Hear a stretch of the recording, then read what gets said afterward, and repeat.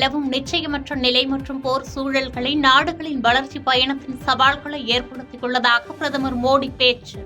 சுகாதாரம், உணவு பாதுகாப்பு, பயங்கரவாதம் போன்றவற்றை எதிர்கொள்ள தெற்குலக நாடுகள் ஒன்றிணைந்து செயல்பட வேண்டும் என்றும் வலியுறுத்தல். அரக்கோணம் மத்திய தொழில் பாதுகாப்பு படை மண்டல பயிற்சி மையத்தில் நடைபெற்ற காவலர் பயிற்சி நிறைவு விழா. பயிற்சியை முடித்த ஆண் மற்றும் பெண் காவலர்கள் மிடுக்காக அணிவகுப்பு. வீட்டுமனை ஒதுக்கீடு ஊழல் புகாரில் கர்நாடக முதலமைச்சர் சித்தராமையாவிடம் விசாரணை நடத்த ஆளுநர் ஒப்புதல். அடுத்த கட்ட நடவடிக்கை குறித்து அமைச்சர்களோடு சித்தராமையா ஆலோசனை.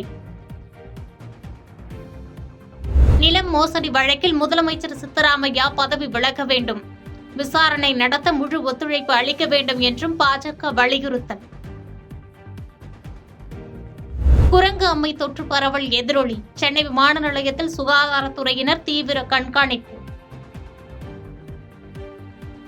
குண்டர் சட்டத்தை சர்வசாதாரணமாக பயன்படுத்துவதை அனுமதிக்க முடியாது.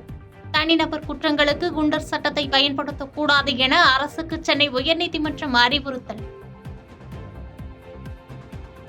சென்னை அருகே ஆவடியில் உணவகத்தில் வாங்கிய எலுமிச்சை சாதத்தில் உயிருடன் கிடந்த பூரான். உணவு பாதுகாப்புத்துறை அதிகாரிகளிடம் வாடிக்கையாளர் புகார்.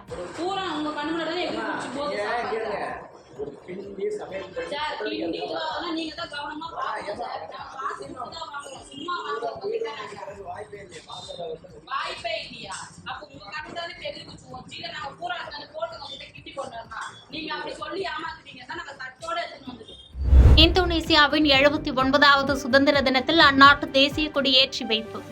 புதிய தலைநகர் நுசாந்தராவில் நடைபெற்ற சுதந்திர தின அணிவகுப்பில் கலைக்குழுவினரின் ஆடல் பாடல்.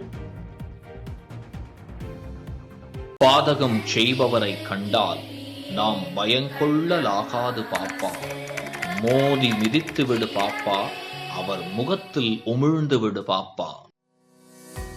அண்மை செய்திகளை உடனுக்குடன் தெரிந்து கொள்ள இணைந்திருங்கள் இயம்நாடு தொலைக்காட்சியுடன்.